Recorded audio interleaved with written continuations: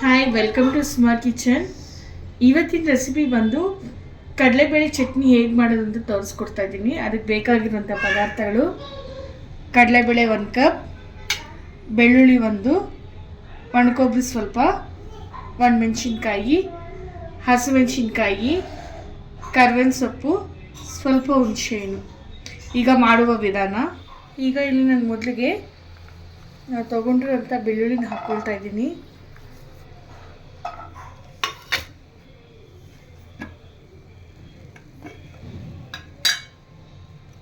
ಇದಕ್ಕೆ ಈಗ ನಾನಿಲ್ಲಿ 1 ಸ್ಪೂನಷ್ಟು ತುಪ್ಪ ಸೇರಿಸ್ತಾ ಇದ್ದೀನಿ. ಬೆಳ್ಳುಳ್ಳಿ ಬಂದು ತುಪ್ಪದಲ್ಲೇ ಫ್ರೈ ಆಗಬೇಕು, ಟೇಸ್ಟ್ ಚೆನ್ನಾಗಿ ಕೊಡುತ್ತೆ. ಈಗ ನಾವಿಲ್ಲಿ ಇದನ್ನು ಬೆಳ್ಳುಳ್ಳಿನ ಬ್ರೌನ್ ಬರೋವರೆಗೂ, ಗೋಲ್ಡನ್ ಕಲರ್ ಬರೋವರೆಗೂ ನೀಟಾಗಿ ಫ್ರೈ ಮಾಡ್ಕೋಬೇಕಾಗುತ್ತೆ. ಈಗ ಇದು ಬೆಳ್ಳುಳ್ಳಿ ಅನ್ನೋದು ಫ್ರೈ ಆಗಿದೆ ನೋಡಿ, ಈ ಕಲರ್ ಬರೋವರೆಗೂ ನಾನು ಫ್ರೈ ಮಾಡ್ಕೊಂಡಿದ್ದೀನಿ. ಈಗ ನಾನು ಮತ್ತೆ ಇದೇ ಪ್ಯಾನ್ಗೆ ಕಡಲೆಬೇಳೆನ ತೊಗೊಂಡು 1 ಕಪ್ ಕಡಲೆಬೇಳೆನ ಫ್ರೈ ಮಾಡ್ಕೊಳ್ತಾ ಇದ್ದೀನಿ. ಇವಾಗ ಕಡಲೆಬೇಳೆ ಕೂಡ ನಮಗೆ ಗೋಲ್ಡನ್ ಕಲರ್ ಬರೋವರೆಗೂ ಫ್ರೈ ಮಾಡ್ಕೋಬೇಕು. ಇವಾಗ ಇಲ್ಲಿ ಕಡಲೆಬೇಳೆ ಕೂಡ ನೀಟಾಗಿ ಫ್ರೈ ಆಗಿದೆ. ನಾನು ಇವಾಗ ಇದನ್ನೊಂದು ಒಂದು ತಟ್ಟೆಗೆ ಹಾಕ್ಕೊಳ್ತಾ ಇದ್ದೀನಿ. ಈಗ ಅದೇ ಪ್ಯಾನ್ಗೆ ಇಲ್ಲಿ ಒಣಮೆಣಸಿನ್ಕಾಯಿ ಮತ್ತು ಹಸಿಮೆಣಸಿನ್ಕಾಯಿ 2 ಫ್ರೈ ಮಾಡ್ಕೊಳ್ತಾ ಇದ್ದೀನಿ. ಈಗ ಒಣಮೆಣಸಿನ್ಕಾಯಿ ಮತ್ತು ಹಸಿಮೆಣಸಿನ್ಕಾಯಿ 2 ಫ್ರೈ ಆಗಿದೆ. ಈಗ ಮತ್ತೆ ಅದೇ ಪ್ಯಾನ್ಗೆ ನಾನಿಲ್ಲಿ ಒಣಕೊಬ್ಬರಿನ ಕೂಡ ಹಾಕ್ಕೊಳ್ತಾ ಇದ್ದೀನಿ. ಇಲ್ಲಿ ಒಣಕೊಬ್ಬರಿ ಕೂಡ ನೀಟಾಗಿ ಫ್ರೈ ಆಗಿದೆ. ಈಗ ಅದ್ರ ಮೇಲೆ ಇಷ್ಟು ಸ್ವಲ್ಪ ಹುಣಸೆಹಣ್ಣು ಕೂಡ ಇದಕ್ಕೆ ಸೇರಿಸಿ ಫ್ರೈ ಮಾಡ್ತಾ ಇದ್ದೀನಿ. ಈಗ ಇಲ್ಲಿ ಕರ್ಬೇವಿನ ಸೊಪ್ಪು ಕೂಡ ಇಲ್ಲಿ ನೀಟಾಗಿ ಫ್ರೈ ಆಗಿದೆ. ಈಗ ಚಟ್ನಿಗೆ ಬೇಕಾಗಿರುವಂಥ ಪದಾರ್ಥ ಎಲ್ಲ ನಾವು ಫ್ರೈ ಮಾಡ್ಕೊಂಡಿದ್ದೀವಿ.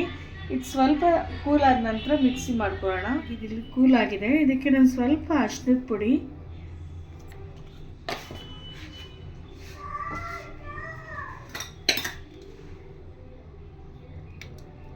ಧನಿಯಾ ಪೌಡರ್ 1 ಸ್ಪೂನ್,